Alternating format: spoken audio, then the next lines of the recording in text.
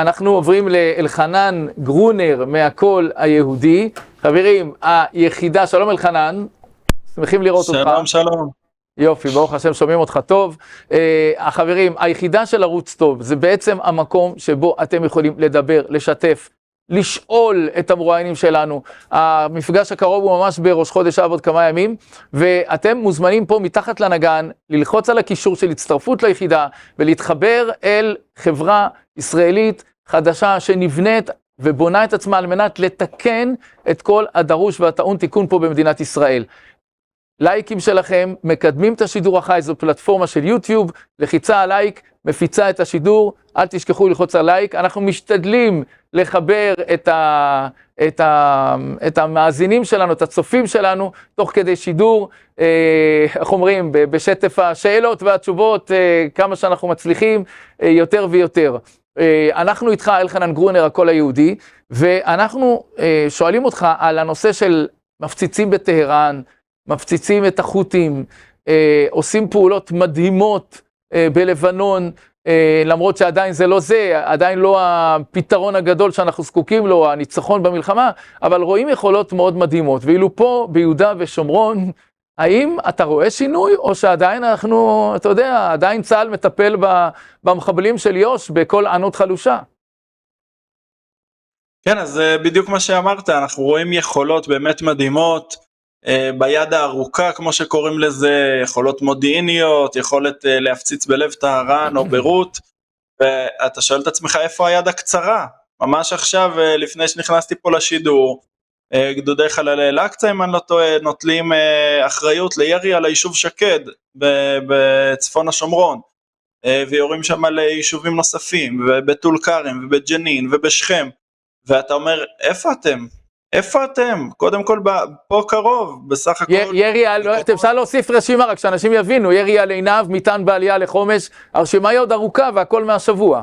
הרשימה, הבוקר יש לנו פצוע קשה בבית ענון, בנס, ניצל, גם פיגוע ירי, גם דקירה, ליד קריית ארבע, פיגועים בלתי פוסקים, וזה הכל פה מתחת לאף שלנו, ואתה אומר, איפה צה"ל? לא צריך כטב"מים ארוכות, טילים ארוכי טווח, ולא צריך לוויינים, אפשר פשוט לבוא ולהיכנס ולמגר את הדברים האלה, ואני רוצה להתייחס להם בסרטון שאני פרסמתי ממש לפני יומיים, על נושא שלדעתי הוא מאוד כואב, וזה כמות הנשקים שיש ביהודה ושומרון בידי האויב.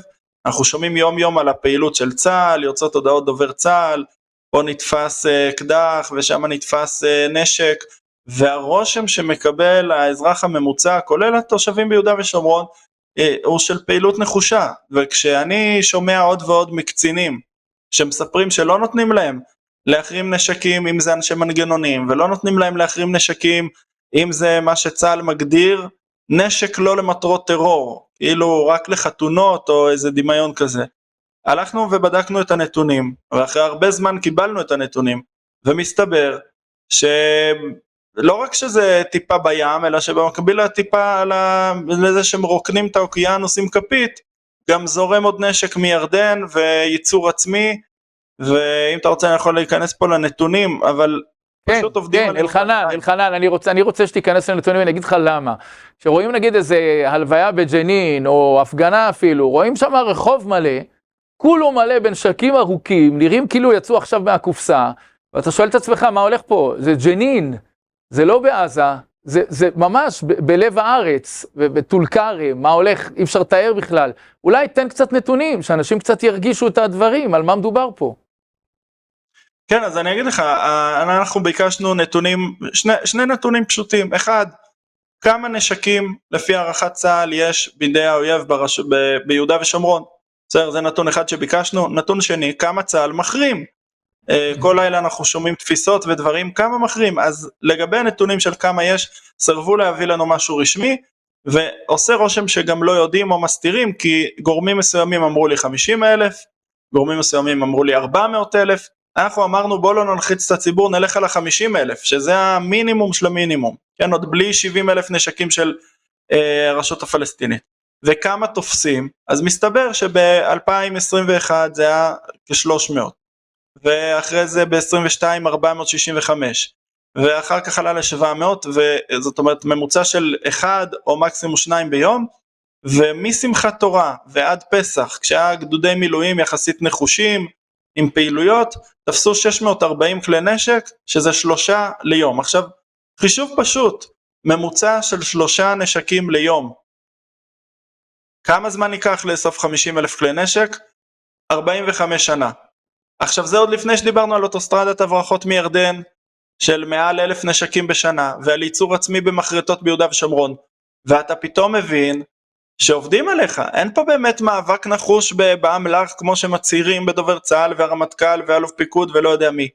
יש פה גמגום אחד גדול, ויש פה איתרוג של הרשות הפלסטינית, ויש פה מסך עשן ששמים מול העיניים של הציבור בישראל, שלא מבינים שהטבח פה חלילה וחס, נקווה שיהיה רחמי שמיים עלינו ושנתעורר, אבל הדבר הזה פה מעבר לפינה, אנחנו מדברים על מקומות שהם כמה דקות מנתניה וראש העין וכפר סבא ותל אביב, אנשים חושבים שזה מעבר להרי החושך, להגיע מרצועת עזה לאופקים, זה הרבה יותר מרחק מאשר להגיע מטול כרם לנתניה, בטח ליישובי, לבת חפר, שזה 150 מטר משוויקה והכפרים של טול כרם.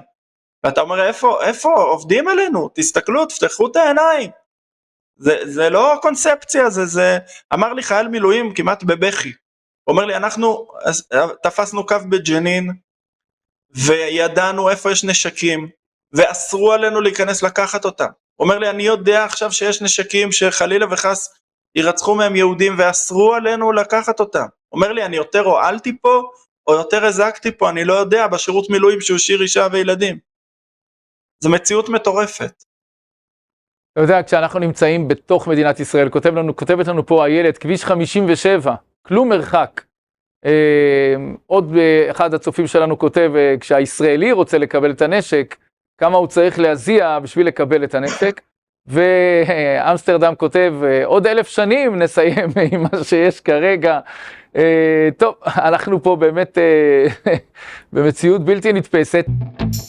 אנחנו מזמינים אתכם להצטרף ליחידה, להיות חלק מהשותפים שלנו, החברים שלנו, מועדון הצופים שלנו. להכיר אותנו באופן אישי, גם את הצוות שמול המצלמה, גם את הצוות שנמצא מאחורה, את אנשי התוכן שלנו, להגיע לכנסים, מפגשים, להשתתף בקורסים. כל הדברים האלה נגישים ופתוחים לכל מי שמצטרף ליחידה של ערוץ טוב. נבנה ביחד עתיד הרבה יותר טוב למדינת ישראל, ולכן זה מאוד חשוב שלא נשאר רק מאחורי המסכים, אנחנו כאן, אתם שם, להיכנס, להצטרף ליחידה, להצטרף למועדון הזה, זה מאוד חשוב.